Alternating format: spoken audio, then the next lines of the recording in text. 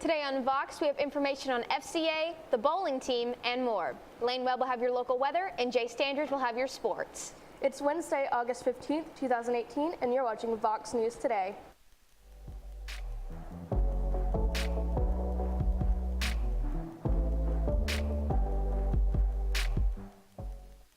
Please stand for the pledge of the flag. I pledge allegiance to the flag of the United States of America and to the republic for which it stands, one nation, under God, indivisible, with liberty and justice for all.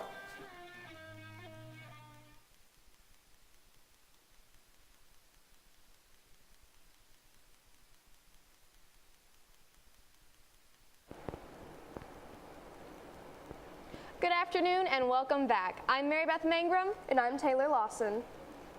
87-year-old Martha Al-Bashar is recovering from an incident with the police on Friday. Her granddaughter Martha Doan came home Friday to her grandmother in handcuffs. Doan and Al-Bashar are of Syrian descent, and Al-Bashar speaks only Arabic. Police say the communication barrier caused the altercation. They were called after someone saw her with a knife on the property of the Boys and Girls Club. Police responded immediately and asked her to drop the knife and even demonstrated what she needed to do with their own knives, yet Al-Bashar didn't budge, causing the police to use their stun gun on her. It turned out that she was only cutting flowers and had no clue that the property across the street from her home was owned by the Boys and Girls Club. She is now at home recovering from the incident. Local teenager Taylor Swallows was honored on Monday during the Bradley County Commission's work session. Swallows works as a lifeguard at Farmers Lake, which is a part of Red Clay Resort. She used her training to prevent tragedy and is now credited with saving the lives of 3 people, 2 of which were children. Swallows was accompanied to Monday's proclamation presentation by her parents, CJ and Billy Swallows. It's been 6 months since the majority Stoneman Douglas shooting, and the students are lining up outside the doors to be let in for their first day back in the school year. Memorial signs are up around the vacant Building 12, security is heightened, and 52 new security cameras loom over the students. While nothing will ever be the same after the shooting, the students are looking optimistic to the idea of taking classes and trying to work towards their futures. In international news, the mayor of Genoa, Italy, has declared 2 days mourning after the Morandi Bridge collapse. A large section of the bridge crumbled during a powerful storm on Tuesday. The bridge is 50 years old and was undergoing maintenance when it collapsed. Italy's prime minister says early signs point to a structural failure. Locals have said that the bridge has had problems for years and many petitioned to have it replaced. The death toll is now up to at least 39 people, and authorities believe more victims will be found as the rubble is removed. Authorities are also advising residents to abstain from highways and stick to local roads for daily travel. When we come back, we'll have your weather and more.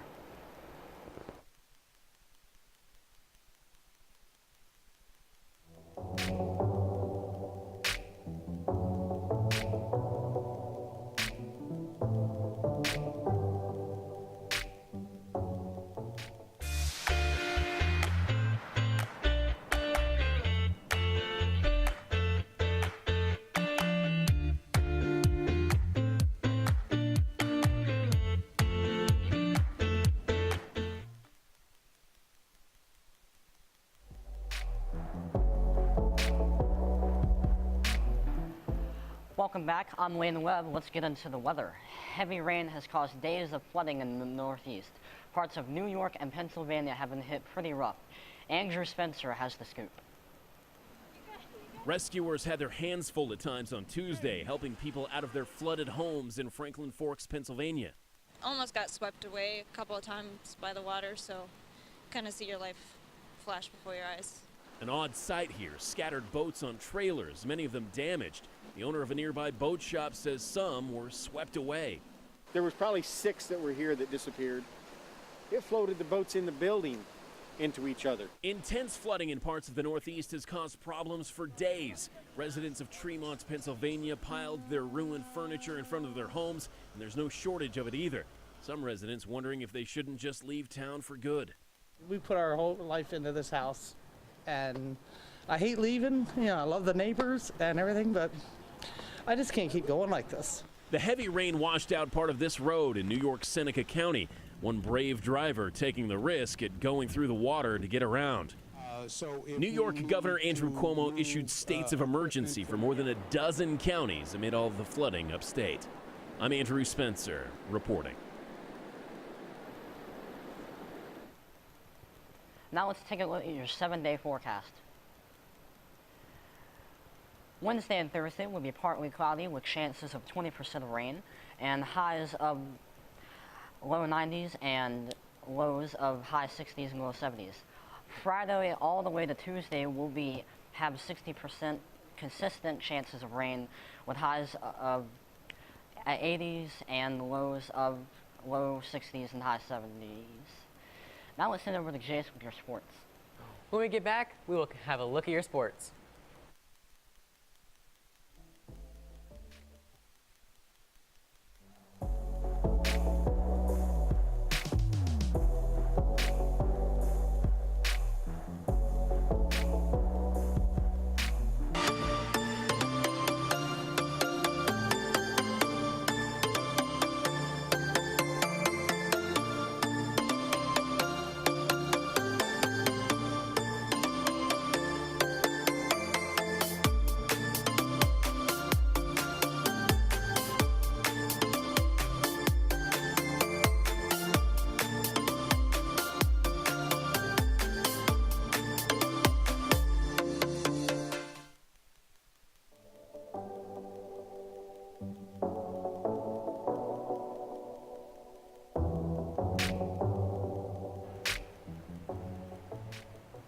Welcome back, and here are your scores from last night.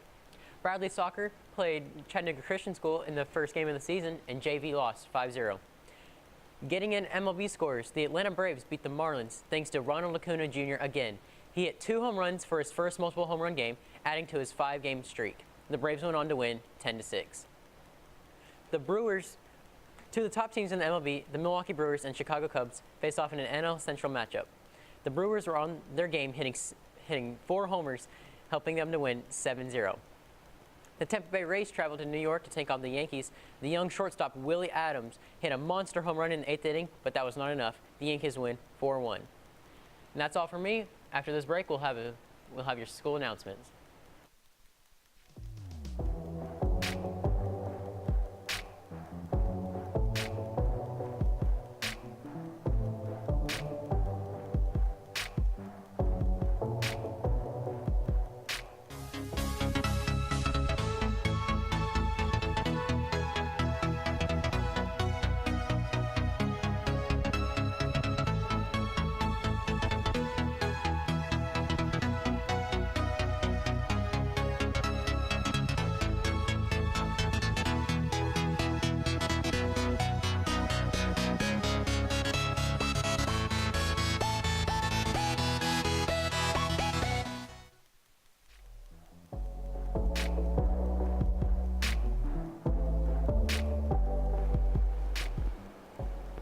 All right, Bradley Central, let's take a look at our school announcements.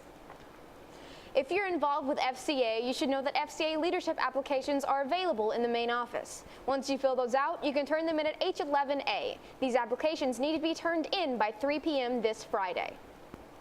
If you're interested in joining the bowling team, you should know that tryouts will be held Tuesday, August 14th and Wednesday, August 15th. They will be from 4 p.m. to 5 p.m. at the Leisure Time Bowling. For more information, see Coach Hancock. We are online on YouTube at BCHS VOX News. You can also check us out on Facebook, SchoolTube, and of course, VoxNews.net. You just can't get enough Vox. That's all we have for you today, Bradley Central. And as always, God bless and go Bears.